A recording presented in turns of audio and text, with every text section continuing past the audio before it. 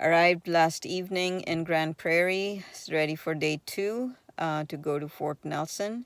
In Grane Prairie, experienced beautiful people, beautiful nature, and also witnessed fire. This is a beautiful chair. I just sat on my chair and soaked into the serenity of this beautiful Saskatoon lake.